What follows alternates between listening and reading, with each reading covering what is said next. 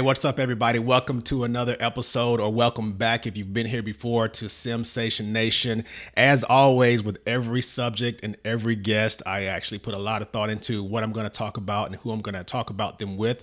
So, as always, I'm super excited about the topic and the guest that I'm going to have on the show today.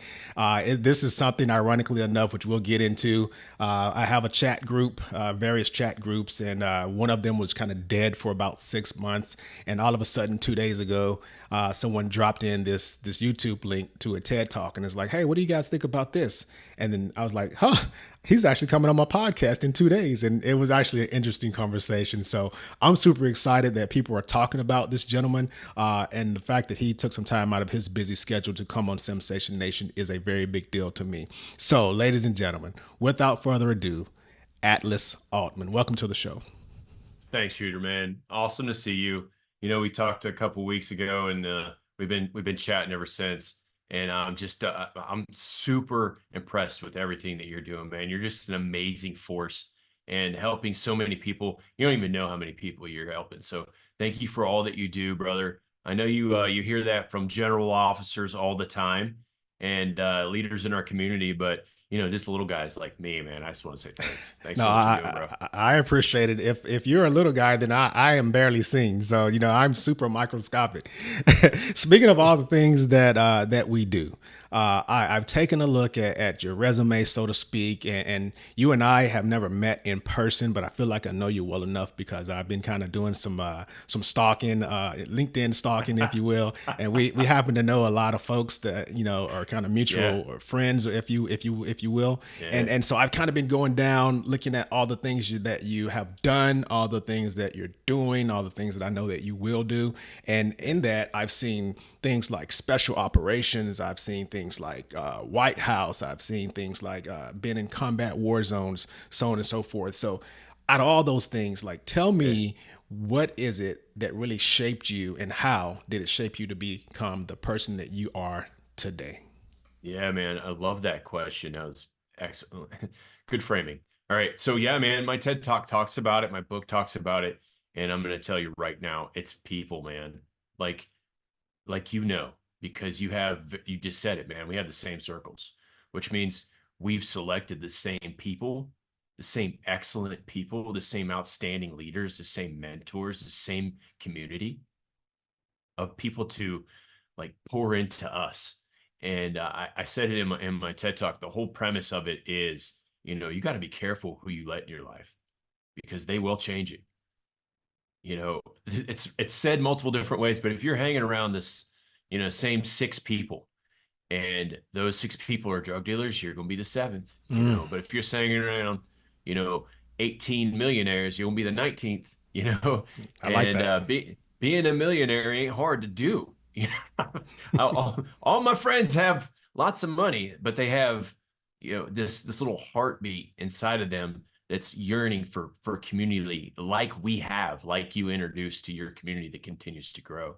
So yeah, bro, I'm a little person in your big community because you have some big giants that you talk to all the time on the show and off, and that they make a huge difference in the world.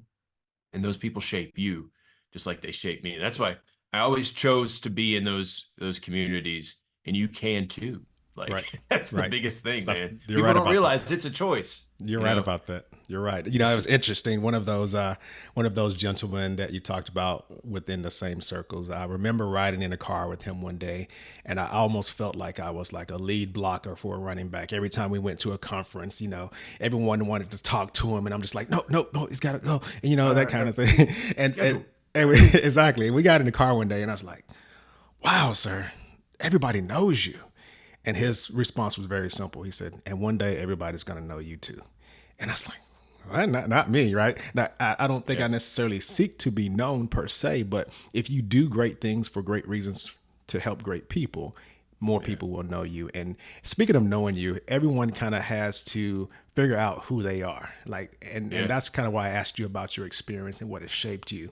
And what has shaped you has led to this call sign. That's what we call them in the Air Force, but those that don't know, it's basically a nickname. Your call sign of Atlus. And Atlus is such a Yeah. powerful name, and people are always like, "Shooter, Thank you. wow, what a cool name!" It And I is a was like, cool name. I was like, the call sign is a lot cooler than the story itself. But your story with regard to Atlus and how it Yeah. got there, which is what I pulled from your TED talk, I think is powerful. Can you just tell us? I know Yeah. your given name was Joshua, but everyone Yep. knows you now as Atlus. So how did we get to go from Joshua to Atlus? Yeah, man. Well, a lot of people who knew me who don't know me now still call me Josh, and that tells me where they are in my life. So uh, in my community, we used to make fun of the guys who had call signs. About 5, 10 years ago, that all changed, and I saw like a total shift in my community to an operational mindset, which took a long time, man. I mean, when I started my Air Force journey, people used to be like, "Hey, you're a tech guy, or you're the guy who gets the phones." And then later on, the commanding general of special operations was telling me what we need to do operationally for the night, so that I could tell the deputy commanding general. And then I went in and I was like, "Hey, boss just said this," and he goes, "Well, I don't speak tech." I'm like, "Bro, that wasn't tech. That was operations, man." He's like, "Why'd he tell you that?" I'm like, "I'm a director. He's asking me to convey this to you." I mean, so like the whole shift happened there. But the back to the call sign thing, I actually got the call sign twice. I'll share the first one with your audience because no one knows this, but we were in Iraq, we were in Baghdad, and we got separated from the convoy that we were traveling on to get back to the place where we were. We were in the Air Force House, which was off of the side of the palace, and so we had Sather Air Force Base, which is right off of the Air Force Base, which is where most of my combat comm folks were. So I used to go over there and visit them. And then we had the Air Force Palace, which was kind of Air Force sector, was way over towards the headquarters. So we were out and about. We got lost. We were trying to catch to Sather, trying to go over to Sather, and the guys are starting to look around. They're like, "What are we gonna do?" And I looked up at the sky because I'm smart. I think I can navigate by the stars. And and they're like, "What are you doing?" I'm like, "I think we need to turn left." And they're like, What are you doing?" They're like, "You're not some Atlas," because you remember back in the day we used to print out. And so they're like, we're gonna call you Atlas." And I'm like, "Well, I'm not gonna use it. So call me whatever you want." And and then later on, I kind of told that story to these guys. And then in Iraq, um, again, I told this story, and they were like, "Yeah, that makes a lot of sense because you're always trying to figure out where we are at night." Because I'm just a night walker, bro. I mean, every time I go to Iraq to visit the special operations teams out there, we were always doing something at night too, and they would make a joke about that. But yeah, in Afghanistan, we had a heavy load, man. We had COVID, we had civil war, we had rights, we had President Trump at the time saying, "Hey, we're going to leave." We had a whole host of modernization and innovation. Like we were doing things on the battlefield that had never been heard of because we were so fused as a special operations group, especially at the directorate level. We were communicating like on a team that I'd never been on. Hmm. And it's hard to get there with alpha people because everyone wants to be the leader. Right. But whenever you're in the right team and everyone understands what they're good at, they're alpha at that. And then you can really move far and fast at that. And I felt that. And then I looked at my team and I started asking them what they were passionate about. And I do this all the time, man. You do too, probably. I'm like, "Hey, what do you like to do at home? Like, do you like podcasting?" Yeah, maybe you should do a podcast show, So I just found all these passions and I started moving them around into different areas. And they started getting to specific spots. And then I took that team out to visit the SEALs. And then I took them out to visit, the Green Berets and the, there was a whole host of the Ranger Regiment that was out there. I deployed with almost all of the Ranger regiments as they went through their cycles throughout the year. So I got to visit with them. Then I visited with the other country special operations teams, and we started pushing all this together because the team was super passionate about what they were doing because they loved what they were doing.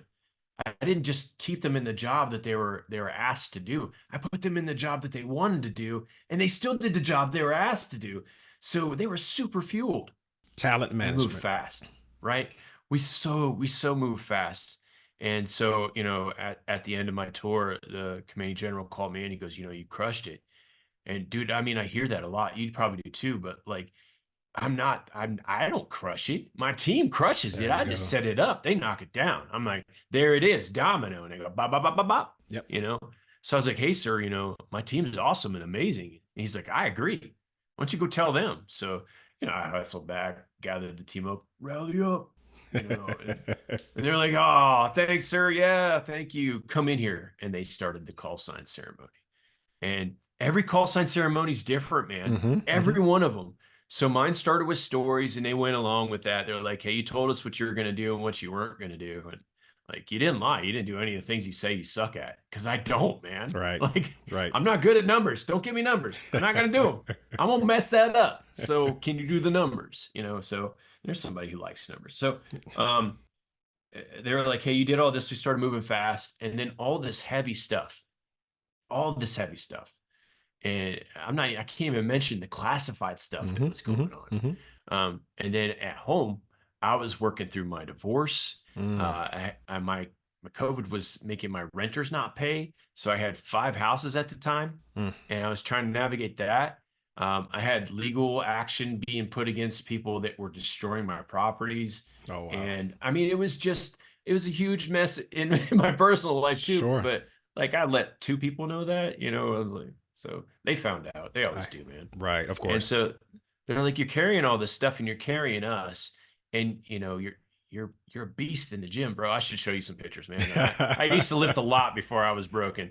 I'd go into the SEAL gym and I'd lift all their weights. I'm like, what? Yep. Air Force. Absolutely, buddy. I love that. I love that. Oh, So, people didn't know, man. They just never knew. So they named me Atlus, and I took that on, and now everyone that I know and have in my circle, they all call me Atlus. as I listen to you talk, because I heard the TED Talk version, but it's even more amazing hearing it like face to face right now with you. And it's gonna sound weird and corny, I get it, but the letter A just keeps popping out at me over and over again as you talk. And the A phonetically is alpha.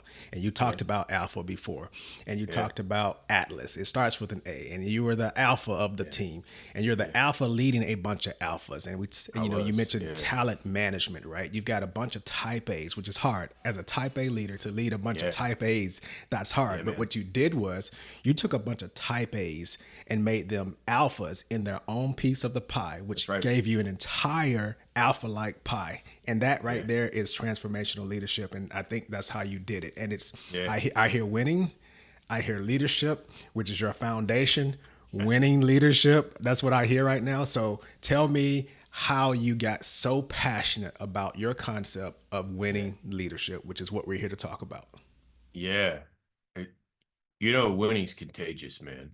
And then whenever you win, it's really, really hard to change paths. Momentum starts with that first win. And for us in the military, when you get that first promotion, it starts a momentum. And then the internal expectation is the continuation of that win cycle. And I've never really explained it like that before ever, but it's so true. It's momentum, man. Once you get on that path and you look to other people who can see it the way you do and you sync with them and you realize that it's not a win lose whenever you're teaming. You both win. It's amazing what happens whenever you stop looking at who's going to get the credit, right? And that's a very common theme when you start looking at the billionaires. Billionaires that I talk to, they're all about people. And they're like, if I could just go back in time and realize that some of the people I had in my life were holding me back, I would change that out. So it's the wins that come into your life, they all come through that circle. I go right back to that, man. Mm, Like whoever you have in your network is going to either bolster you or pull you down. mm, And people love to see you succeed, but not more than them. mm. So if you have to change circles to get to that next level, do it. Mm. And I'm going to tell you, like, as a prior enlisted guy that went into the officer cycle and I got looked at different because I was prior enlisted, they're like, you understand. Yep. I do, man. But I also understand some laziness.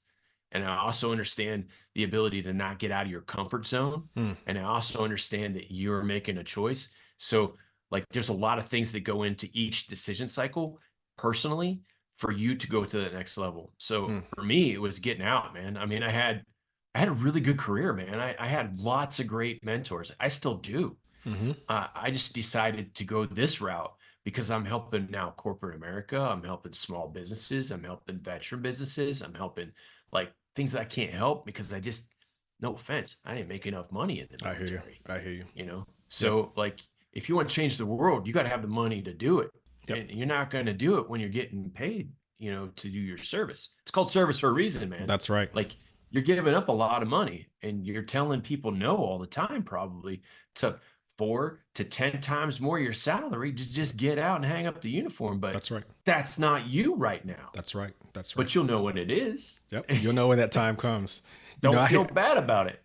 I hear just a recurring theme throughout your both military and civilian career. It's really just, putting a lot of weight on your shoulders, figuratively and literally, and just carrying things, and hence the Atlus piece or whatnot. And you're out here sharing your story, telling your story. I stumbled across, I love quotes, but I stumbled across a quote from Maya Angelou the other day, and it said, "There is no greater agony than bearing an untold story inside of you."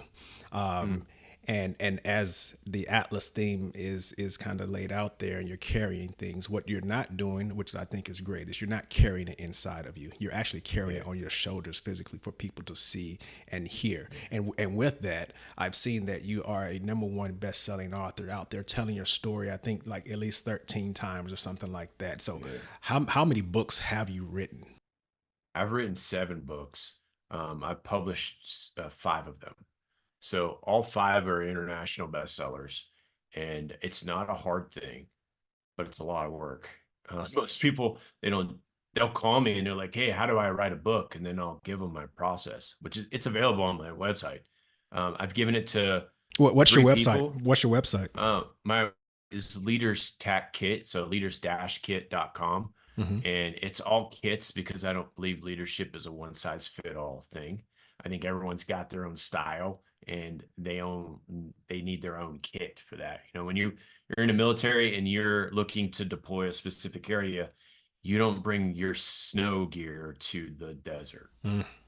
You pack a different kit for that. So whatever works in the snow may still work in the sand, but it may not work as well. So I look to different kits to do that. And so I started off with a kids book series with my son because, he was like, "Hey, how do I make money?" I'm like, "Bro, every billionaire's house that I've been to has a book. Why don't you start there?"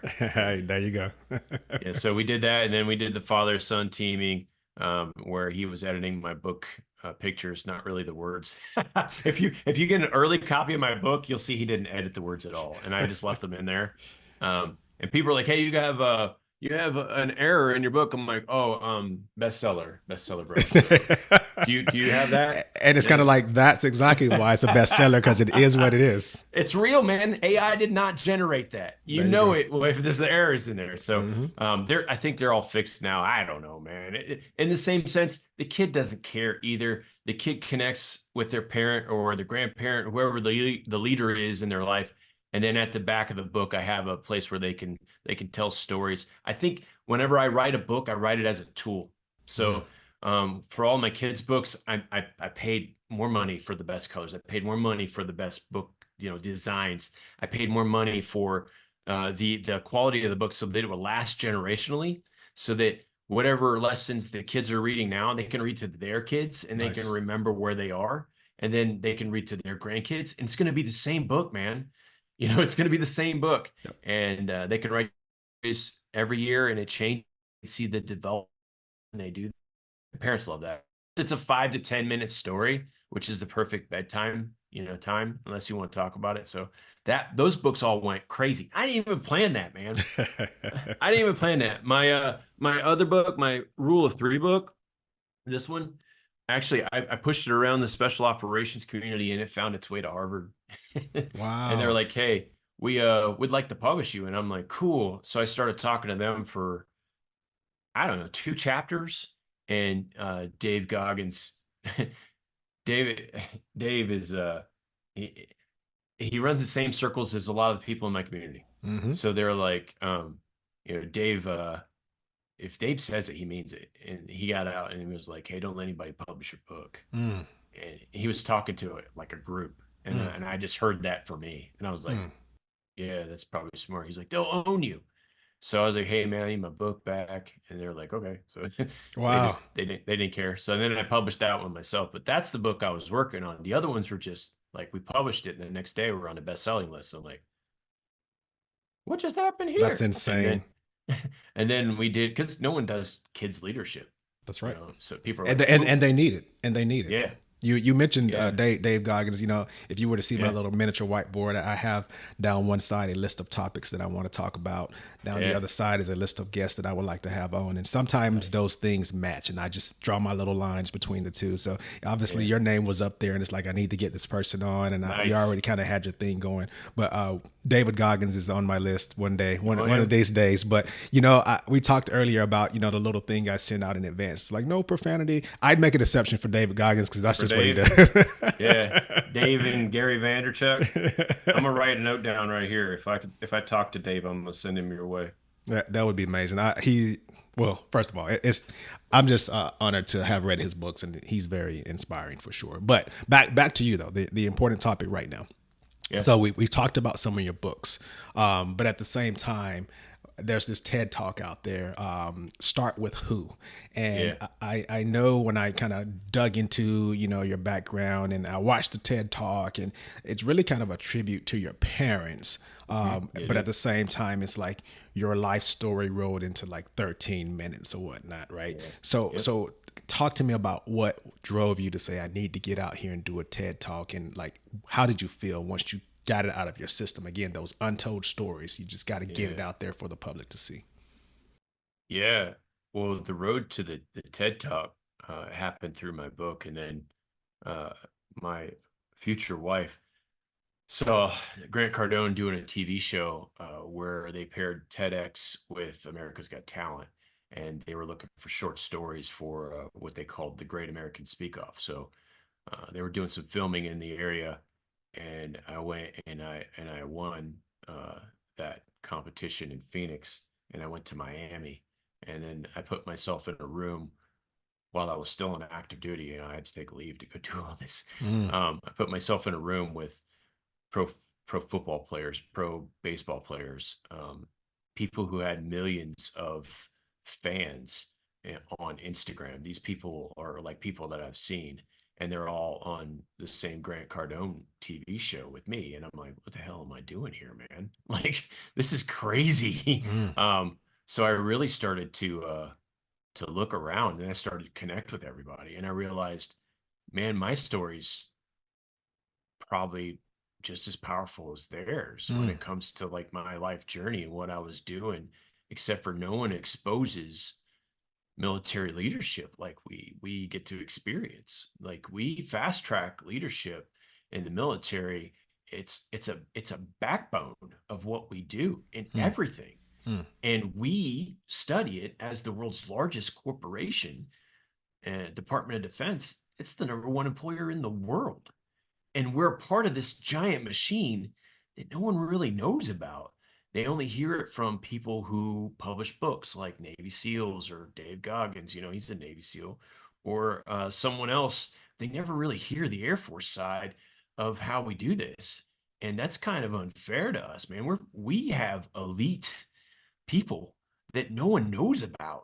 Our mindset is elite, and we try to keep that under wraps for some reason instead of sharing what we can with the world. So I shared a story about President Obama, and it got me on the national stage, mm. and it was powerful. And then people were like, "Hey, you should talk about military leadership," and I'm like, "I do in my book," and they're like, "No, you should talk Talk about about it. military leadership." Right. Right. And I'm like, I should. And they're like, because you worked for 4-star generals, you work for 3-star generals, you work for 2-star generals.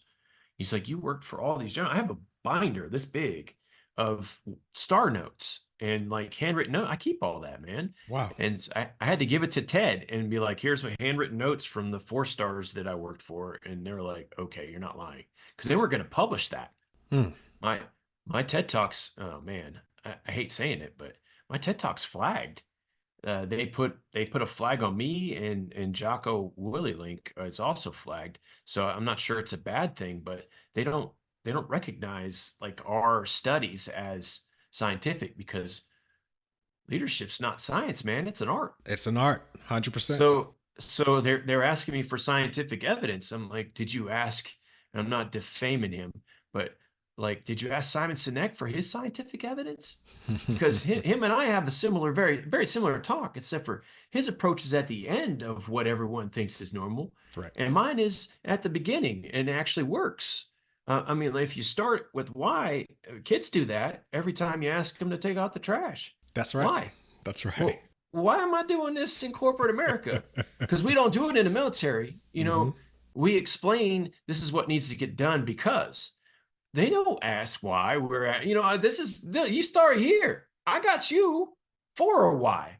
It's not a why and I got you. Hmm. So if you change the dynamic and how you do that, and you look at the people, again, if you look at the people, which is what starts with it, then you're good, man. I just walked all the way around that, didn't No, no, I? you took the scenic route, and when you take the scenic route, you get to see more beautiful things and hear more beautiful things, and that's exactly what happened. And so I'm glad you took the scenic route Oh, instead of going directly. It's interesting because but this that's is why. almost a daily conversation in my office about people first, mission always. Yeah, And so I worked at Air yeah, Combat Command, and I have been yeah. carrying that water of people first, mission always. And it's always a debate. I think it eventually gets to the same thing, but everyone in my office is like, no, it's about the mission. And I was like, we go back and forth. For me, it's always about the people, brings you back to the people.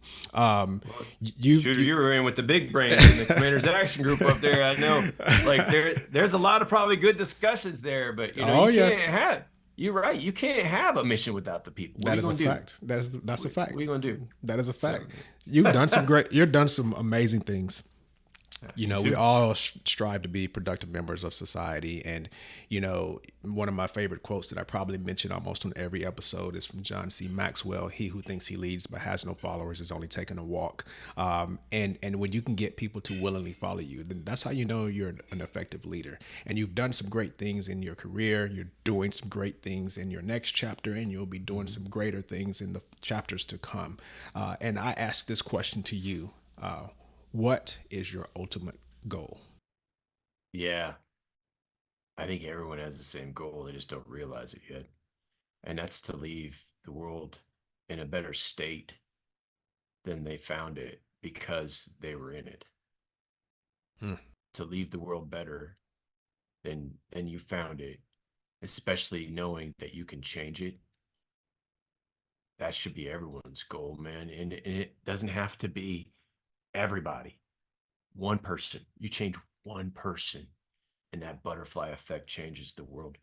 And if you can breed positivity like you do, if you can push knowledge like you do, if you can connect people like you do, then you change the world, man. So I think we're both on the same mission. I think we're both doing it together. And I think that the people that are watching this show and the people that are in our community will continue to be like that because, bro, again, those are the people we change Mm-hmm. Mm-hmm. with our own actions because we all believe in the same greater, bigger than us cause. I love it. I love it. Another common debate that goes on, which is probably an episode within itself. But it's this whole back and forth discussion about whether people are born leaders or if they can become leaders, so on and so forth. But do you have any quick advice for anyone? Because I don't think anyone aspires to be a bad leader. And you talk about winning leadership and winning effectively. Do you have any advice for like anyone that's an aspiring leader, currently a leader, that, hey, I want to be an effective leader. How do I do it? If you were to answer that question, what would you say? Yeah. All right. Well, first, everyone's born, so leaders are born, right? Oh, I So, like it. I like it. uh, second, you you have your own leadership style, and where most people fail especially in corporate America, man. 60% of the people who become managers or leaders in corporate America get no training. Mm, So a friend of mine, Dr. Santor, another friend of mine, Arun Shaw, they're out there teaching corporate America, especially a new generation, like what to do through like a lot of different venues, including like Forbes and Wall Street Journal and all that. But where I'm at, and what I always told them, I'll tell both of them this, uh, it's like a voice, man. Your voice changes, and so does your enunciation and how you communicate continuously. If you're working on communicating, you're going to get better. And mm, that's why older people, the wiser people, are the ones that have the biggest nuggets. They've been working on them for the longest, right? absolutely. Um, but as a leader, you don't have to copy someone else. As a leader, what someone else is doing that may work will not work for you Mm, because you're different. So embrace how you are. Be you. You're mm, the only one that can be you. Because when you're trying to be someone else, it comes across fake and it absolutely. does not work. Right. Especially if you're in an alpha environment. They see through that quick. And you're like, what are you doing, dude? That's right. You doing John? Are Right. you doing a Susie over there? Like, I see what that's we're using those words right now. Yep. This is what happens, man. That's right. Um, yeah, so you're either gonna get called out if you're in that community, or they'll just be like, okay, thank you. Exactly. And then they just write you off. They're just They write you off. do, man. There can never be a better Atlas than Atlas Altman himself. There That's can right. never be a shooter better than the shooter himself. And be genuine. Be your authentic But self. yeah, I love that. You weren't always shooter, but whenever you became shooter, you're the guy now. That's right. And I wasn't always Atlas. It took, 30 years That's of right. of study to become an Atlas. That's right. So everyone who knew me as Josh was still a student. That's right. And I'm always gonna be, but now I'm an Atlas student, which is a different level. Yep. So I got two last things for you. Number one, um, you've done things and you offer advice. You actually have your leaders kit.com site, for some hard hitting advice because you walk the path that some people want to actually traverse.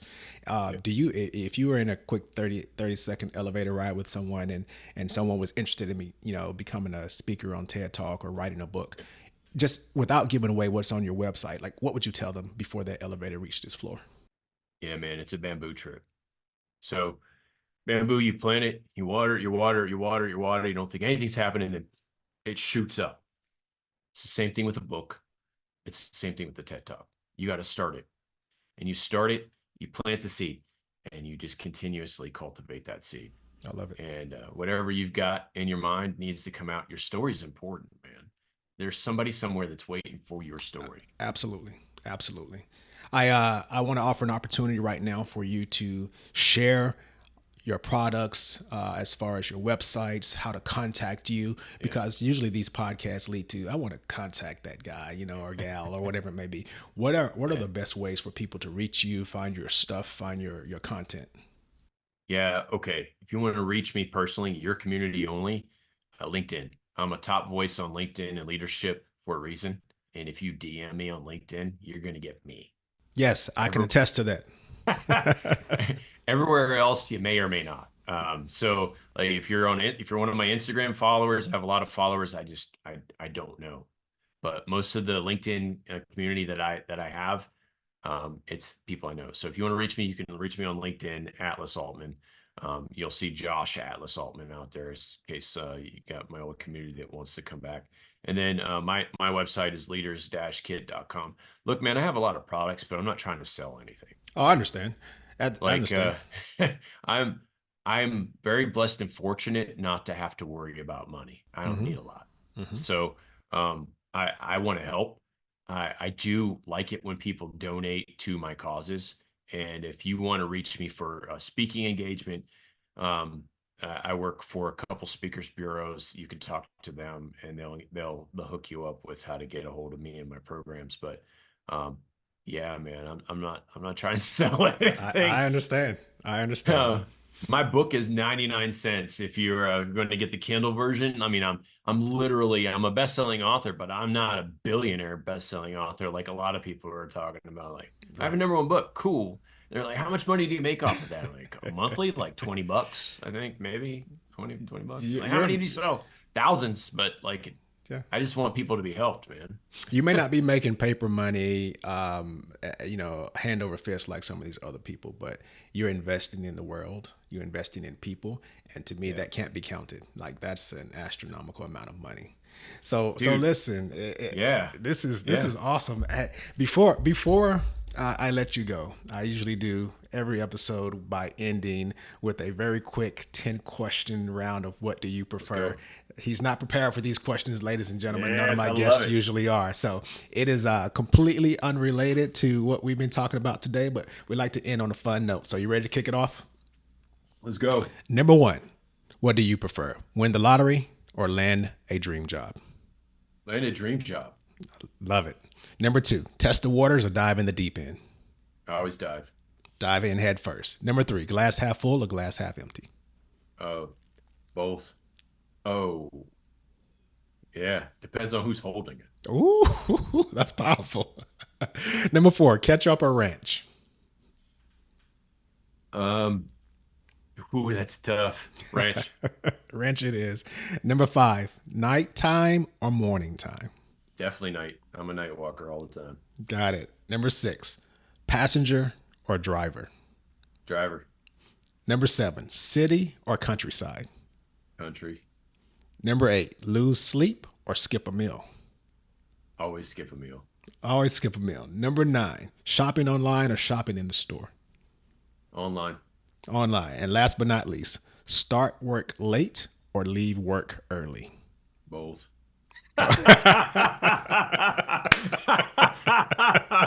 If you could No, pull man. if you could pull both of them off, then that's actually winning right there. No, yeah, right. No, I mean, your work should start. You should never stop work, and your work is in here, man. People show up on a screen or in a place, but they're always processing it. I had a good mentor of mine, an army boss of mine, that used to say, "Hey, when you're sitting at home tonight thinking about this," and I was like, "Crap, does he know me?" He's like, when you're sitting there watching TV thinking about this later, I'm like, man, I am going to do that. Like, for real. Listen, Atlas, first of all, thank you for playing along with the what do you prefer, but more importantly, thank you for taking time out of your busy day, and your business day works too. Your busy Yeah. day, and just coming on to Sensation Nation and just one, sharing your knowledge, sharing your wisdom. The entire purpose of my platform is to share the platform of others, right? And the more Yeah. positivity we can get out in the world, the better. So from the bottom of my heart, appreciate you for taking some time to come on and share your experience and your knowledge today. Thanks, Colonel. I appreciate it, Shooter. This has been awesome. Thanks for having me. Always great talking to you. I love seeing your face too. This is amazing when we can do this. Absolutely. Until next time, ladies and gentlemen, thank you for tuning in with us here on Sensation Nation. Until next time, I'm out.